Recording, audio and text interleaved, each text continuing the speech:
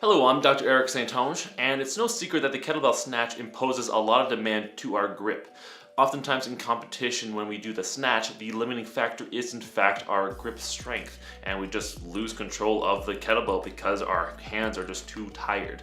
Now there's many reasons as to why this is. Most commonly is just due to poor technique. If your technique is not optimal, it means that you're going to be using your hands a lot more in the kettlebell snatch, and the grip is going to tire out a lot quicker. And of course, another reason is because we simply have not dedicated enough time in our training to specifically train our strength endurance in our hands and forearms. Now, I've spoken already a couple of times on this channel the importance of developing grip strength and strength endurance, and I have a few videos of those already. And in those videos, I really concentrate more on using other tools and other means of training to develop your grip strength. But what I wanted to do in this video is show you ways that we can modify the snatch in order to focus a little bit more on training our grip strength endurance. So this way we have a little bit more of a sport-specific method. So we're going to go over some variations of the kettlebell snatch, going from the easiest to the hardest. The easiest, of course, being just a regular snatch. With every rep of the kettlebell snatch, our grip is under tension for roughly 1 second per rep.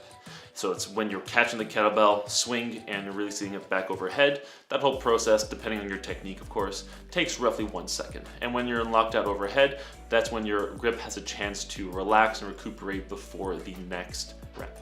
What we can do to make this a tad harder is add an extra swing in between each snatch rep. So we do a swing, snatch, lock out, rest, then do another swing, snatch. This way our grip is under tension for a longer period of time before it's able to rest and recuperate for the next rep. And as you can guess, the next one is literally doing 2 swings between each snatch rep. So swing, swing, and snatch. Rest and lock out, and then do the next rep. And of course, the next harder version is do 3 swings, 4 swings, 5 swings in between each snatch.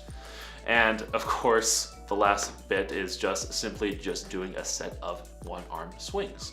Of course, simply only swinging with the one hand really taxes the grip the most out of all of these ones because we don't have that rest overhead anymore. Instead, we just have to find rest at the mid portion or the end portion of the swing where the kettlebell is essentially going from up to down, and that portion we're able to maybe get a small amount of rest. But other than that, your grip is under tension the entire time. Now the type of kettlebell that you use will make a difference, of course, because different kettlebells have different diameter sizes. Now there are 3 prime examples of this.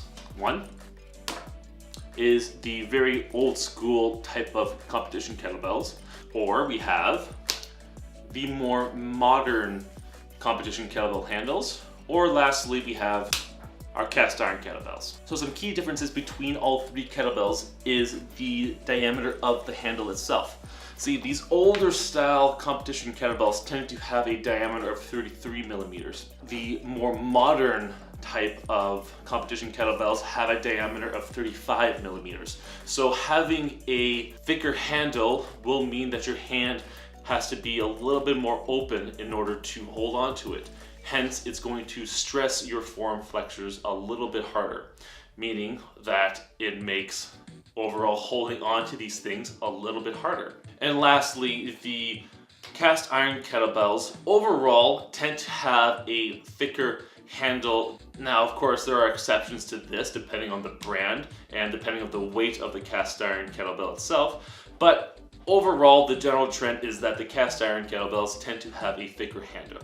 So if you want to tax your grip a little bit more with kettlebells, it tends to be a better option to do it with a cast iron kettlebell. So the easiest would be using the old school competition kettlebell handles, then the modern ones, and then our cast iron kettlebells. Now we can't really have a conversation about snatches without talking about chalk.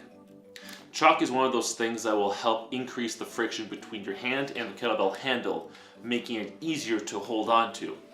But in our case, if we're trying to specifically work our grip, it might be better to forego the kettlebell chalk and simply use our bare hands. And if we're really sadistic, what you're gonna do is go to the dollar store, get a pair of these cotton gloves, and these really decrease the friction even more. So it really is much harder to hold on to these kettlebells with these gloves on. So I hope this video gave you a few more ideas on how you can increase your grip strength endurance in a more sport-specific manner. If you have any questions or comments, please leave them down below. And if you would be ever so kind, please hit that like button, subscribe to my channel, and we'll see you next time.